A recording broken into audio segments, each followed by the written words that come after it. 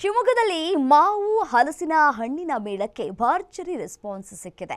2 ದಿನಗಳ ಕಾಲ ಈ ಹಣ್ಣುಗಳ ಮೇಳ ಮಲೆನಾಡಿನ ಪ್ರಮುಖ ಆಕರ್ಷಣೆಯಾಗಿದೆ. ಅಷ್ಟಕ್ಕೂ ಮಾವು ಪ್ರಿಯರಿಗೆ ರಸದೌತಣ ನೀಡ್ತಾ ಇರುವಂತಹ ಮಾವು ಮೇಳ ಹೇಗೆ ನಡೀತಾ ಇದೆ ಅನ್ನೋದರ ಕಂಪ್ಲೀಟ್ ಡೀಟೇಲ್ಸ್ ಇಲ್ಲಿದೆ ನೋಡಿ.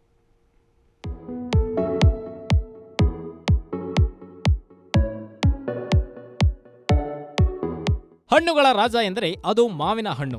ಇದನ್ನ ಕಂಡ್ರೆ ಯಾರಿಗ್ ತಾನೇ ಇಷ್ಟ ಇಲ್ಲ ಹೇಳಿ. ಈ ಹಣ್ಣಿನ ಮೇಳದಲ್ಲಿ ಸಾವಯವ ಮಾವಿನ ಹಣ್ಣಿನ ಪ್ರದರ್ಶನ ಮಾರಾಟ ಸಖತ್ ಗಮನ ಸೆಳೆಯುತ್ತಾ ಇದೆ. ಅಂದಹಾಗೆ ಶಿವಮೊಗ್ಗದ ಹಾಪ್ಕಾಮ್ಸ್ ಆವರಣದಲ್ಲಿ ಶಿವಮೊಗ್ಗ ಜಿಲ್ಲಾ ಹಾಪ್ಕಾಮ್ಸ್ ವತಿಯಿಂದ 2 ದಿನಗಳ ಕಾಲ ನಗರದಲ್ಲಿ ಮಾವು ಮೇಳ ಆಯೋಜಿಸಲಾಗಿದ್ದು, ಸುಮಾರು 15 ಬಗೆಯ ಮಾವಿನ ಹಣ್ಣು ಮತ್ತು ವಿಶೇಷ ಬಗೆಯ ಹಲಸಿನ ಹಣ್ಣುಗಳನ್ನ ಇಲ್ಲಿ ಪ್ರದರ್ಶನಕ್ಕಿಡಲಾಗಿದೆ.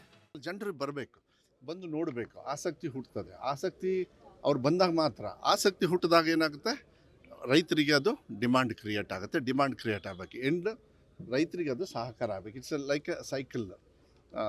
ಭಾಳ ಸಂತೋಷ ಆಗ್ತದೆ. ಶಿವಮೊಗ್ಗದಲ್ಲಿ ಹೊಸ ಅಧ್ಯಕ್ಷರು ಇವತ್ತು ವಿಜಯ್ ಅವರು ಮತ್ತು ಆಯೋಜನೆ ಮಾಡಿದ್ದೇವೆ. ಇದರಲ್ಲಿ ಪ್ರಮುಖವಾಗಿ ಮಾವು ಮತ್ತು ಹಲಸಿನ ಹಣ್ಣನ್ನು ಮೇಳವನ್ನು ಆಯೋಜನೆ ಮಾಡಿದ್ದೇವೆ.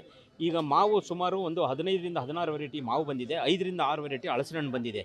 ಮಾವು ನಮಗೆ ಕೋಲಾರ, ಚಿಕ್ಕಬಳ್ಳಾಪುರ, ಇನ್ನು ಈ ಹಣ್ಣುಗಳ ಪ್ರದರ್ಶನ ಮತ್ತು ಮಾರಾಟಕ್ಕೆ 20 ಮಳಿಗೆ ತೆರೆಯಲಾಗಿದ್ದು, ಧಾರವಾಡ, ಕೋಲಾರ, ಚಿಕ್ಕಬಳ್ಳಾಪುರ, ರಾಮನಗರ ಸೇರಿದಂತೆ ವಿವಿಧ ಜಿಲ್ಲೆಯ ರೈತರು ತಾವು ಬೆಳೆದ ಮಾವಿನ ಹಣ್ಣುಗಳನ್ನ ಮಾರಾಟಕ್ಕೆ ತಂದಿದ್ದಾರೆ. ಇನ್ನು ಈ ಮೇಳದಲ್ಲಿ ಮಿಯಾಜಾಕಿ, ರಿಟೈವರಿ, ಬ್ರೂನಿ ಕಿಂಗ್, ರಸಪುರಿ, ಮಲಗೋಬು, ಸಿಂಧೂಲ, ರತ್ನಗಿರಿ ಸೇರಿ 15ಕ್ಕೂ ಹೆಚ್ಚು ತಳಿಯ ಮಾವಿನ ಹಣ್ಣುಗಳನ್ನ ಪ್ರದರ್ಶನ ಮತ್ತು ಮಾರಾಟಕ್ಕೆ ಇಡಲಾಗಿದೆ.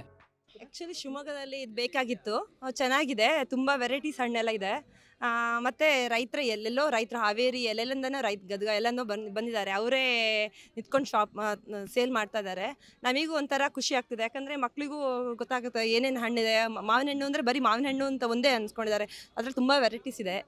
ಒಟ್ಟಾರೆ ರೈತರು ಬೆಳೆದ ಹಣ್ಣುಗಳು ನೇರವಾಗಿ ಗ್ರಾಹಕರಿಗೆ ಕೈಗೆಟುಕುವ ಬೆಲೆಯಲ್ಲಿ ಲಭ್ಯವಾಗಬೇಕು, ರೈತರಿಗೂ ಒಳ್ಳೆಯ ಬೆಲೆ ಸಿಗಬೇಕೆನ್ನುವ ಉದ್ದೇಶ ಈ ಮೇಳದ್ದಾಗಿದ್ದು, ಮಾವು ಪ್ರೇಮಿಗಳು ಮಲೆನಾಡಿನ ಜಿಟಿ ಮಳೆ ನಡುವೆಯೂ ಮಾವು ಖರೀದಿಗೆ ಮುಗಿಬಿದ್ದಿರೋದು ನಿಜಕ್ಕೂ ವಿಶೇಷ.